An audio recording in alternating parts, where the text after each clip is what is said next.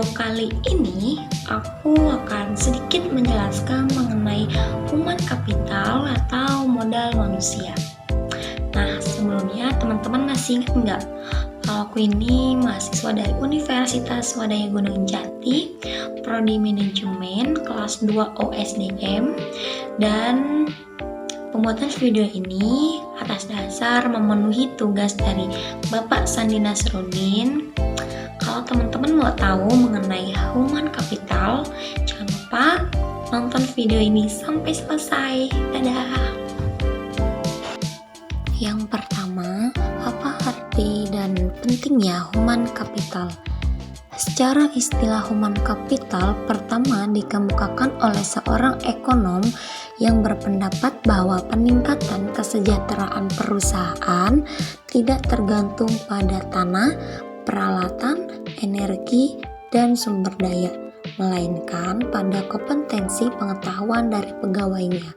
Kemudian, ia mendeskripsikan posisi human capital sebagai kemampuan sumber daya manusia yang diperoleh melalui investasi pada sumber daya manusia, yang mendeskripsikan bahwa human capital terdiri dari 4 hal. Yang pertama, kemampuan, yang kedua, perilaku, yang ketiga, waktu. Dan semuanya ini memiliki dan dikendalikan sepenuhnya oleh pegawai.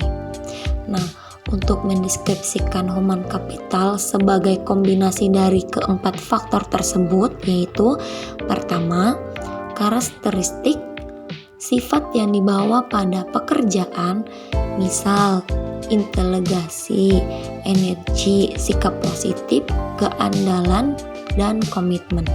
Yang kedua, kemampuan seseorang untuk belajar, yaitu kecerdasan, imajinasi, kreativitas, dan bakat. Yang ketiga, motivasi untuk berbagi informasi dan pengetahuan, yaitu semangat tim dan orientasi tujuan. Selanjutnya yaitu peran human capital.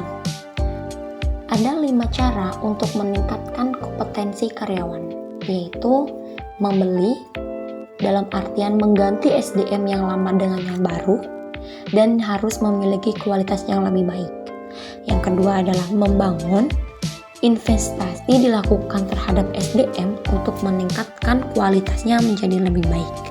Yang ketiga yaitu meminjam, penggunaan konsultan atau partner efektif memungkinkan berbagai pengetahuan dan desain kerja baru.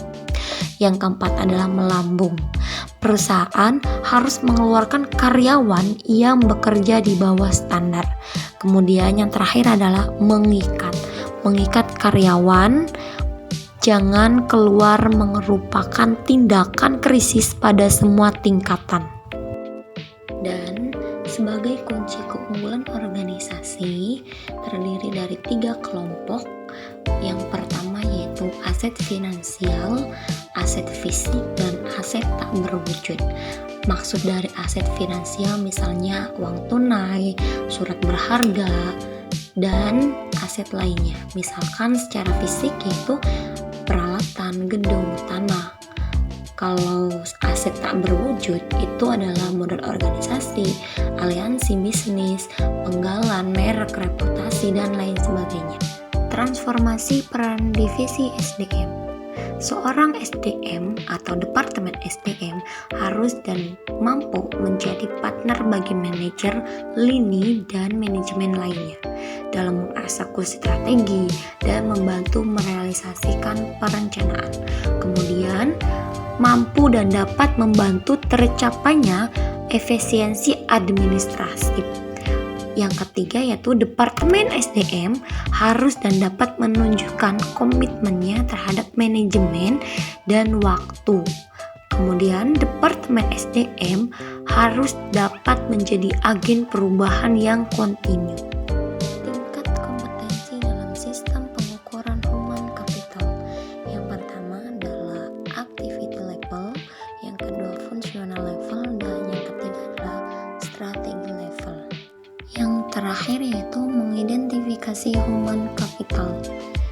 Dua hal yang mendukung kontribusi investasi human capital ke dalam perusahaan yaitu pertama, karyawan dengan human capital lebih tinggi mungkin memberi layanan konsisten dan kualitas tinggi, sehingga perusahaan tempat memberi layanan mereka bekerja dapat mempertahankan pelanggan atau menarik pelanggan baru.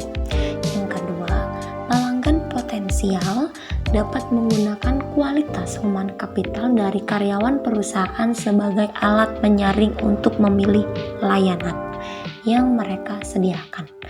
Dan suatu keberhasilan perusahaan, proses atau bisnis apapun tergantung dengan 3 keterampilan, yaitu commodity skill, leverage skill, dan property skill. Hai, makasih ya udah nonton, udah mau belajar bareng mengenai human capital, dan semoga video kali ini bermanfaat untuk teman-teman semua. Jangan lupa like, comment, and subscribe. Dadah!